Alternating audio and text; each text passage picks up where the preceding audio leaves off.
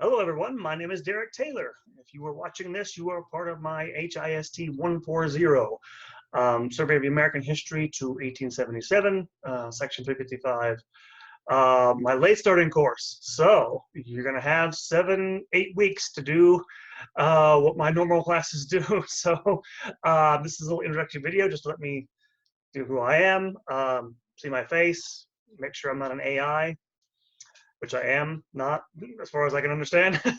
So, but no, this is just to give you a little intro, go through some of the parameters of the course. Won't be any lectures or anything like that. It's mostly going to be guided reading. You're going to get a reading from a textbook and a source book for most of the semester. So let me get started by getting into our Canvas, where you'll go to get access to the course. Hopefully you've managed to get into Canvas already in the course. So you go to our landing page, you'll see pretty much everything you'll need here. You have modules. The introduction area is where you can find, as well as on the side, you can find the syllabus here. You can also have an introduction where I'll have the video posted and then another file copy for you to have. Then you'll have basically each module will contain whatever you need for basically all 8 weeks of the course, essentially. You'll have 8 modules. Then you'll have an essay, which I'll get to in a moment. So let's go through the syllabus real quick, and we'll get started, go through that with the parameters.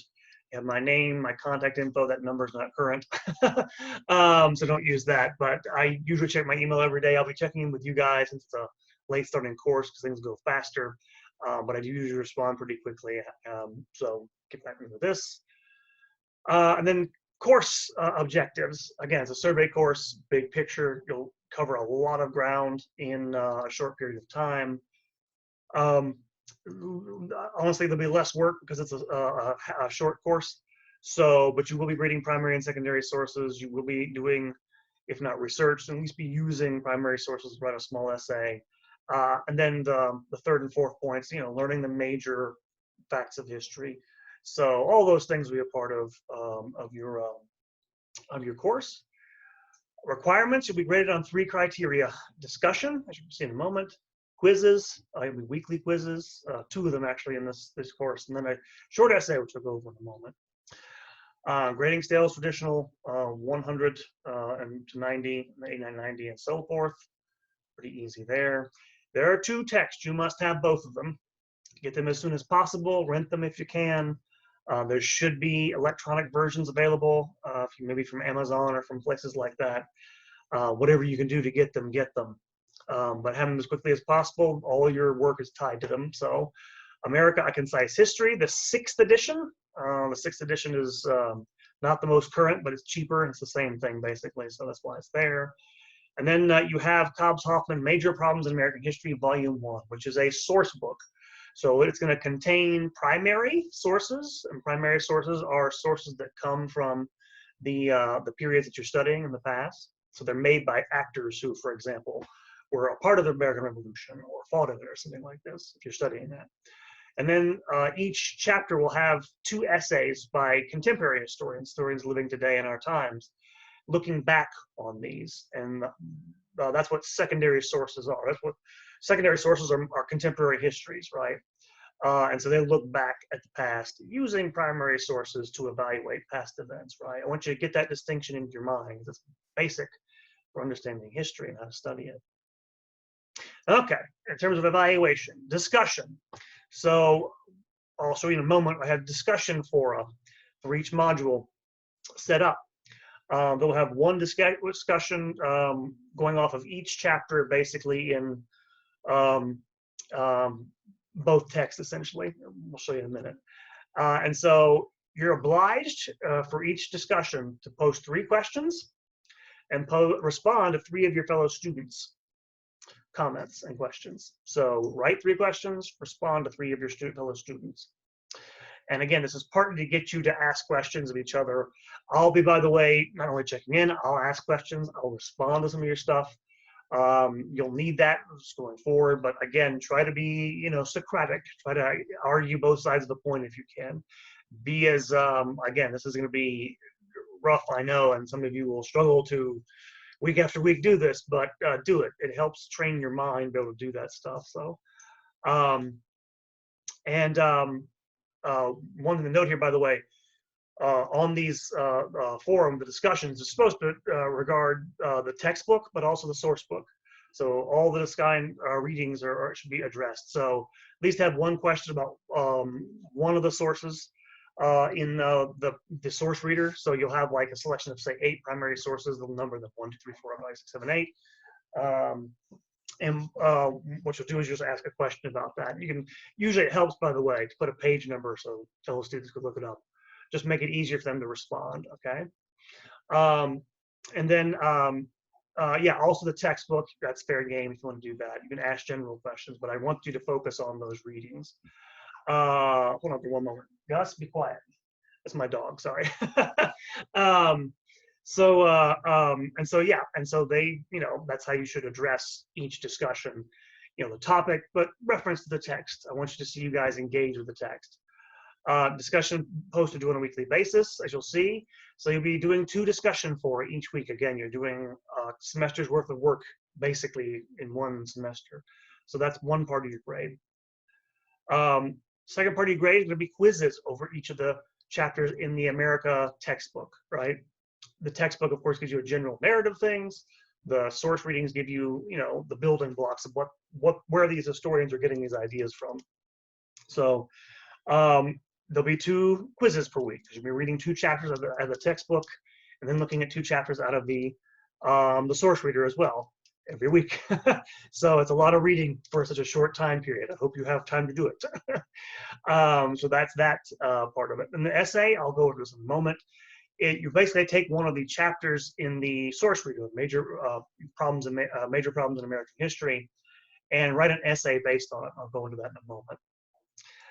So that's it. That's basically it for this short course. Due dates and late work. Discussion posts are due on the dates indicated in the discussion modules and the course schedule, which we'll go over in a moment. Quizzes are due on the dates. There's a course schedule. So the short essay is due December 11th. That's the last week of the semester, basically. So I don't accept late work in these online courses. We don't meet. You're doing this, I assume, so you can do things on your own time. Basically, you need to have stuff done. Again, if you're taking a course in 7 weeks, you better expect to do work. And so there you go. That's my policy. Availability, again, I'll be available by my email address. Again, there's a chat function in Canvas. You want to use that. We can Zoom if you like. If you really want to meet me in person, I'll do that. It's fine. We're close to campus. So let me know if you need to do that. Plagiarism. Don't do it. No academic dishonesty.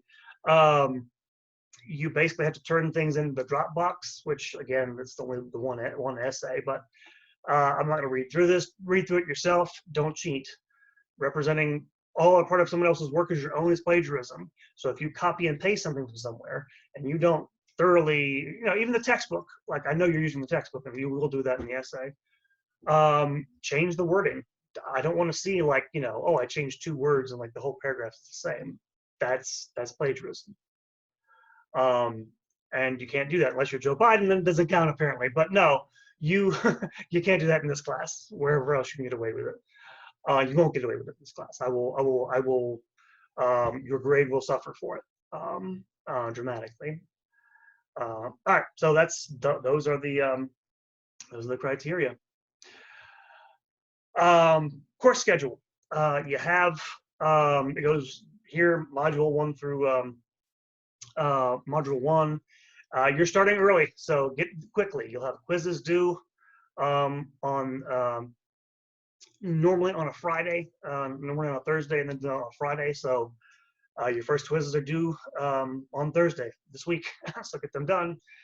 And then you'll see throughout the course of the schedule, so you can look through it yourself. There are a couple of places, at least one place, where I'll have for you other things besides the tech book to look at. For chapter 4 in America, you will also be paired with, instead of something from major problems, I put a couple of documents relating to the British Empire in the early 18th century. You'll have to read through those.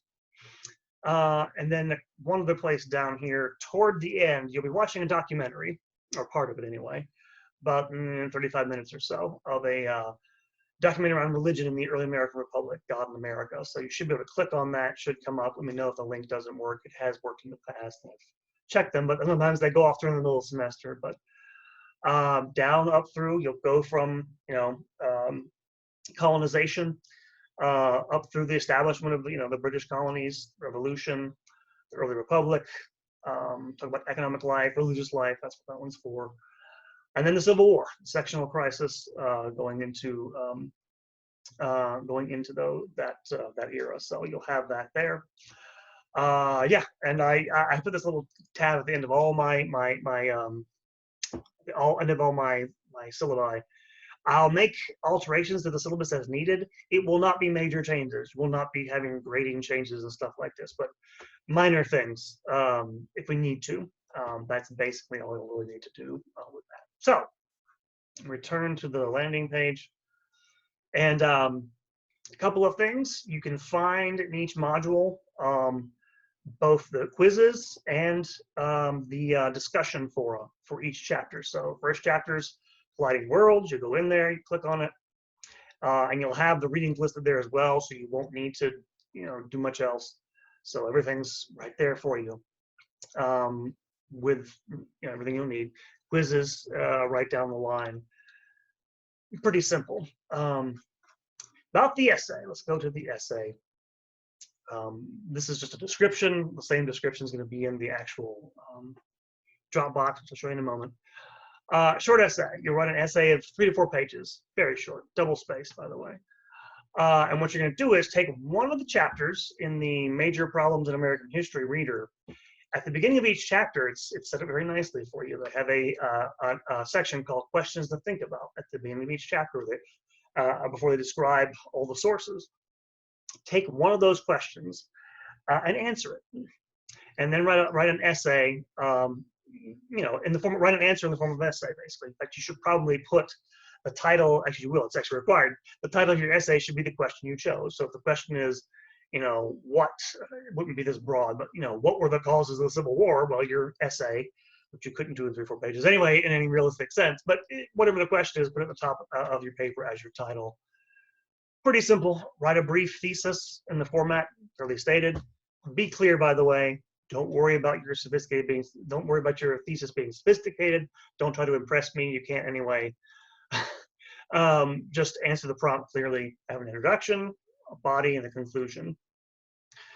Must be written in Times Roman font. Don't give me any 20-point fonts. Don't get cute. It's 4 pages, not that hard. Have the name and your name and the date somewhere at the top of your paper. That's all you got to do. Now, what you have to do with this is you must cite 4 sources from that chapter that you picked that question from. So if the topic is the Civil War, there'll be 4 sources in there. You'll take 4 of those sources and use them to support your argument. So if you're arguing that, for example, Abraham Lincoln was the person primarily responsible for starting the Civil War, it's not true, but whatever. Just you'll choose the 4 sources that you think best support that in the essay. And the goal, by the way, the reason I want you to do this is to think about, okay, what sources can be used to support an argument. That's one of the biggest things you'll get out of this. You have to support your arguments with evidence, unless you're running for president, and it doesn't matter. But you're not going to be running for president anytime soon, so in here you're going to have to do that, and you should cite the reader. You don't have to do. It doesn't need to be a bibliography. Just cite them in parentheses, like a page number, in parentheses, and either by direct quotation or paraphrase. So that's all you need to do. And again, in the body of your paper, you'll explain why. Don't just say, well, so-and-so says this, without explaining why it supports your argument. Pretty simple. Pretty simple. You should be taking basic English courses already at college. If you haven't, that's all you need to do. Very simple. Here you have the grading rubric. I'm not going to go through this, but it's mostly grading you on your knowledge and comprehension of the sources. It's designed to get you to think about, again, how we come to our beliefs about history, and again, just how to use those sources in a historical format. Very simple, It's not really academic in nature. It's a pretty easy assignment. Then things like, can you follow directions? Do the format. Don't ignore anything. I'll take off points if you ignore stuff. Just do all the format like I asked, and then proofread. Write clearly. Have a precise claim. Have an actual thesis. Minor errors, minor topographical errors. I won't take off anything for. That'll be it. And so that is, in short, the course. I hope you guys get something out of this. I hope you guys enjoy it. It's a decent textbook. The source readers are actually better. The primary sources should be the thing you find most fascinating, because you're getting the thing from the horse's mouth, what people at the time thought, not what some historians telling you what to think. I'm not telling you what to think, but I'll try to participate. You'll hear from me in the discussion forum, and I'll try to maybe send some announcements your way. But last time you'll see me though, however, but I'll be available. So let me know if you have any problems, questions, and if that is, and that's it for the introduction. So hope you have a good semester. Hope you get started quickly. Have a good week. And hopefully I will hear from you in a good way soon. So take care.